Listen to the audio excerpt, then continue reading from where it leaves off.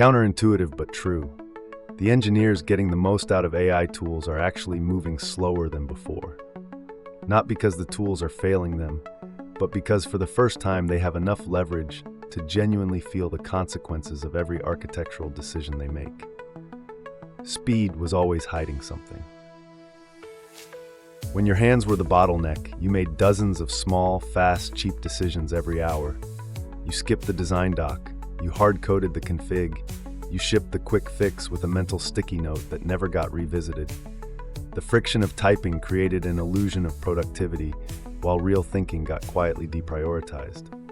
The keyboard was a distraction from the actual job.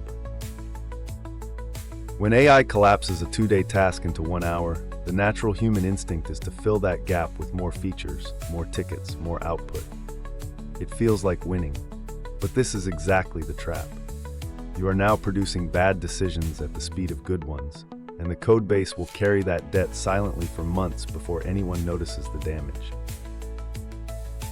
AI-generated code is syntactically clean, the tests pass green, the PR looks professional.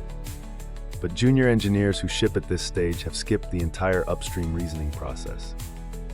Nobody asked what this feature does to the data model in 6 months, whether the interaction pattern matches real user mental models, or whether that new API endpoint just opened a security surface nobody is prepared to defend. Passing tests measure correctness, not wisdom.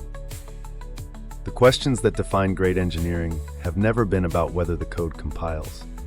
They are about what the code enables 6 months from now. Does this abstraction survive the next 3 features? Does this data schema make future migrations painful? Does this UX pattern accidentally train users into a behavior we will later need to break? These second-order consequences were always the job. AI just removed the excuse to avoid thinking about them. The engineers genuinely leveling up right now share one habit. They treat AI output the way a senior editor treats an intern's first draft. They read it critically, not just for bugs, but for intent. Does this solution solve the right problem? Is this the simplest structure that survives real-world pressure? Would a new engineer joining in a year understand why this exists? That editorial instinct is a learnable skill, and it is becoming the most valuable one in the industry. The industry is obsessed with prompt engineering as the new power skill, but this misses the deeper truth. The ceiling for any AI-augmented engineer is not how cleverly they can phrase an instruction. It is the quality of thinking they bring to the problem before they open a chat window. Vague thinking produces vague output at 10 times the speed. Clear thinking produces leverage. The prompt is just a translation layer for the thinking that already happened. AI has done something uncomfortable but valuable for the engineering profession. It has stripped away the typing tax and exposed what was always underneath.